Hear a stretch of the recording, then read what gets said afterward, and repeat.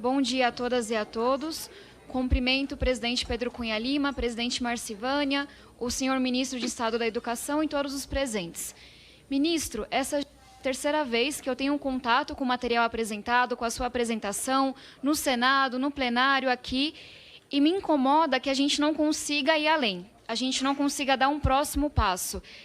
Eu já entendi qual é o diagnóstico, acho que todo mundo que trabalha com educação conhece as metas do PNE, sabe como a gente está em relação a elas, é por essa preocupação que estou aqui no meu primeiro mandato.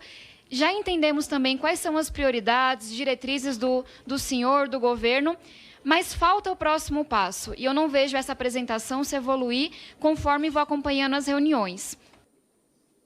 Na transição do Vélez para o senhor, a gente estava muito preocupado já com o estado da educação brasileira. Eram polêmicas, atrasos, desmandos, paralisações, e me preocupa entender que a gente não avançou muito, que muitas das perguntas que a gente tinha naquele momento, elas permanecem relevantes ainda hoje. E é na busca por essas respostas, para tentar fazer um diagnóstico, para poder apresentar soluções, que a gente criou aqui na Câmara a Comissão Externa de Acompanhamento do MEC. Porque a gente não podia esperar mais 3 meses e meio, mais 4 meses, e chegar no segundo semestre concluindo que sim, esse ano foi perdido para a educação, que sim, quase nada foi feito.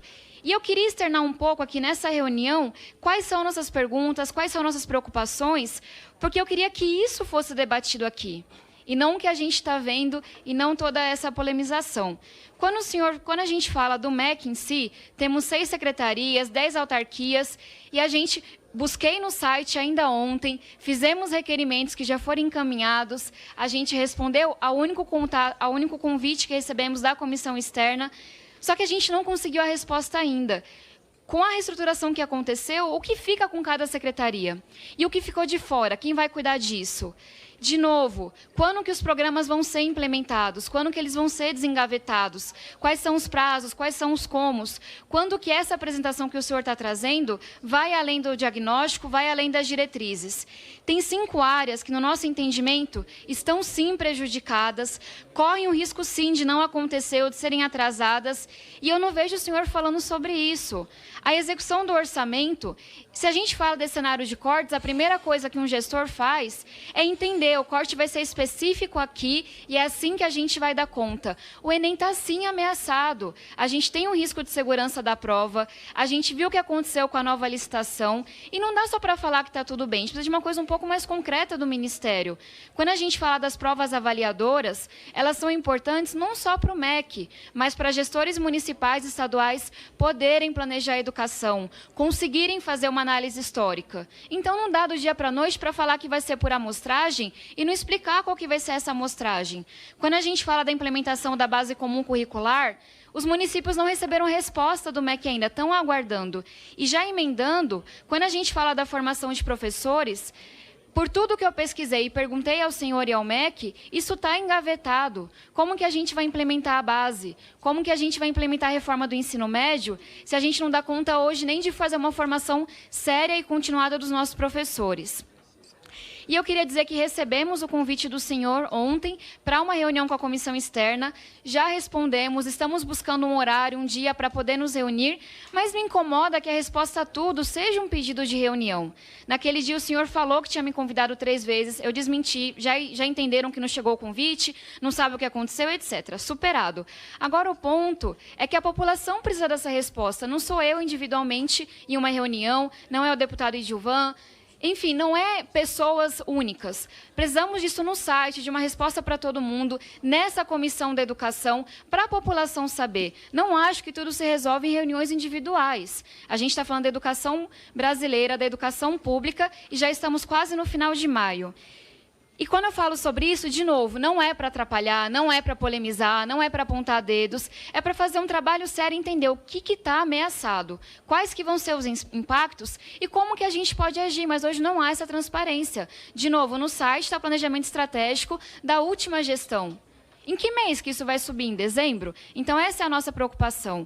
Concordo com o que o senhor trouxe sobre o Fundeb, de fato, é extremamente relevante, tem que ser um indutor de boas práticas, tem que levar a qualidade, tem que ser mais redistributivo, defendo uma maior complementação da União, e acho que a gente gostaria de ouvir o seu compromisso quanto a isso, precisamos elevar, ir para outro patamar, mas, de novo, sinto falta desse próximo passo. Já concordamos que o Fundeb é importante, concordamos na análise feita, mas qual que é o próximo passo do MEC? O que o MEC vai fazer efetivamente para poder responder à sociedade sobre isso? Aqui, sob a liderança da deputada Dorinha e de outros deputados, a gente está construindo uma proposta, mas o MEC vai ficar passivo nesse processo? E vou falar de novo da questão dos cortes, porque todas as vezes que a gente confronta o senhor sobre isso, vem dados incorretos, vem uma manipulação da situação, e eu acho que isso é perigoso. A sociedade brasileira como um todo ainda não conheceu o ensino superior. Meu pai não fez o ensino fundamental, minha mãe só pôde fazer o ensino médio aos seus 40 anos, então a gente tem que tomar cuidado com o que a gente fala. Eu trouxe aqui o exemplo da Universidade Federal Fluminense, não porque seja melhor ou pior, mas porque foi uma das primeiras a ser impactada, porque eu quero confrontar um pouco do que está sendo dito. Eles começaram um ano com um déficit muito grande. Para quem não sabe, isso quer dizer com uma dívida grande, não tinham dinheiro para cumprir o que tinham planejado. Fizeram um trabalho técnico que se espera de um gestor, que é você ir linha a linha e falar, vou cortar de telefonia, vou cortar de segurança, vou tirar daqui, e o aprendizado não vai ficar prejudicado. Conseguiram economizar 34% do orçamento previsto para esse ano. Tentaram uma reunião com o MEC para pedir ajuda com o que faltava. Não conseguiram essa reunião. E aí o que acontece? Eles que já tinham esse déficit, não tinham o dinheiro adequado para o ano inteiro, recebem a notícia de que, por balbúrdia, vão perder 31,2%. Quando a gente reclama, quando a gente fala que esse não é um termo da administração pública, recebe um corte de mais 7,2%. Então, uma universidade que começou um ano com déficit, perde 38,4% do seu orçamento discricionário. Não dá para assumir que está tudo bem, porque não está tudo bem. E quando o senhor fala contingenciamento não é corte, concordo que não é, mas precisamos ser honestos e dizer que provavelmente, com grande chance, será corte. Porque só não vai ser corte se a gente tiver um crescimento acima do esperado para a economia brasileira.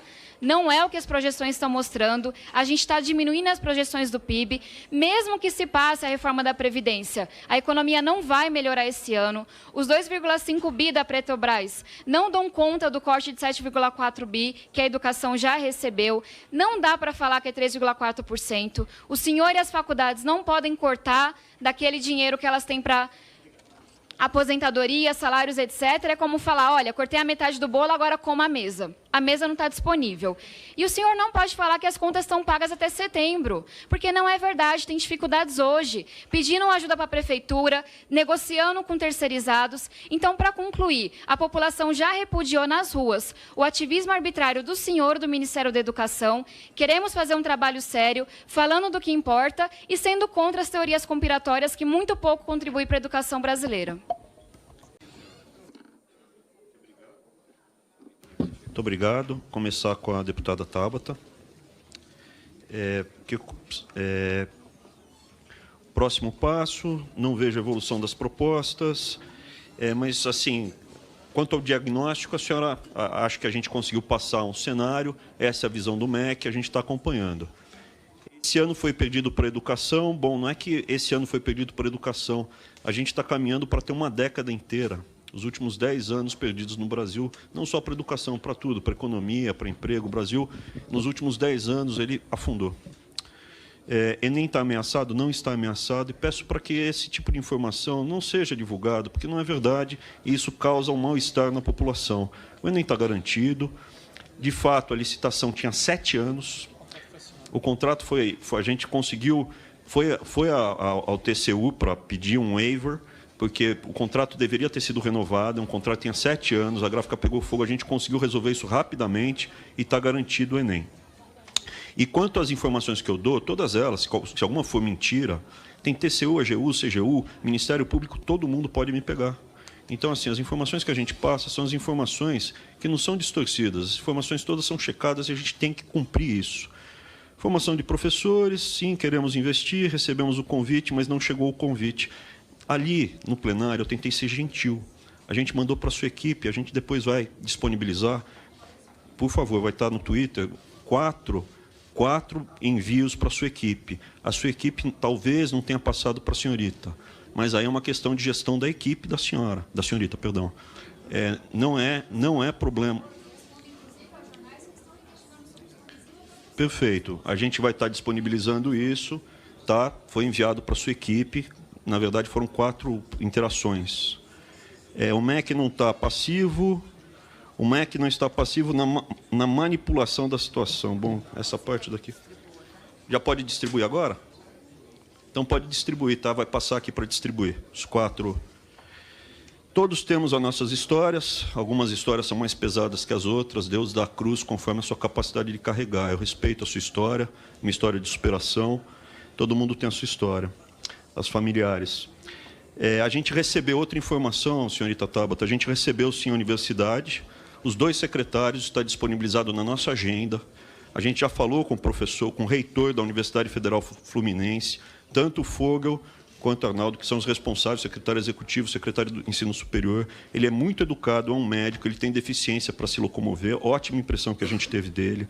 A gente está encaminhando as situações, está conversando. O orçamento deles, em 2019, de 2 bilhões, o contingenciamento foi de 55 milhões, 2,5% de contingenciamento. E a gente está administrando isso de uma forma democrática. Quem foi citado e ofende de alguma forma, a citação ofende a sua imagem, a gente vai dar tempo para o parlamentar, sim, se defender. Obrigada, presidente. Eu queria só começar dizendo que, nesse momento, eu estou entrando com um processo por danos morais contra o senhor por distribuir uma comissão pública, não apenas o meu número pessoal, prints com o meu número pessoal, da minha equipe, com mentiras, o que é pior. Isso é um constrangimento, isso não é uma atitude de um ministro. Envergonha, eu tenho vergonha da gente estar aqui, eu cobrando planejamento estratégico, falando de coisas sérias, com respeito, e o senhor me responder com isso, que é falta de maturidade, pelo amor de Deus. Mas vamos lá, né? Já que a gente vai entrar nesse nível de debate, o senhor falou de 4 convites feitos pelo senhor. Só faltou combinar com a equipe, porque as 3 datas que vieram foram de avisação do Vélez. O senhor tomou posse dia 9 de abril e compartilha com o público 3 convites, sendo que o último foi feito dia 1 de abril. Pelo menos faça as contas, para não passar constrangimento também. São 3 convites, não são 4, da gestão anterior, e vamos falar de um por um. O primeiro foi feito, de novo, no meu número pessoal, que o senhor acabou de distribuir para todo mundo, pela Tânia, que é uma amiga, que eu tinha muito orgulho de estar no MEC, que infelizmente saiu. E nesse convite, eu confirmei a minha presença, faltou também colocar a segunda parte da conversa, e ela cancelou o evento. Então, primeiro convite do Vélez, justificado. No segundo convite, o senhor mandou, não sei quem mandou, para o meu WhatsApp pessoal, não era um contato pessoal, e eu vou lhe lembrar, porque isso é muito escandaloso. Convites a parlamentares se faz ao e-mail, ao telefone oficial, não ao informal. E o terceiro foi uma pessoa da minha equipe me representar, ainda na gestão do Vélez. O senhor não tem o direito de questionar a minha gestão. Ao contrário do senhor, eu conheço e confio na minha equipe, tenho muito orgulho do trabalho deles e saberia dar uma resposta. Ao não saber dizer onde será o planejamento estratégico, mais uma vez o senhor tenta polemizar, traz mentiras, esquece de fazer o trabalho direito e tenta constranger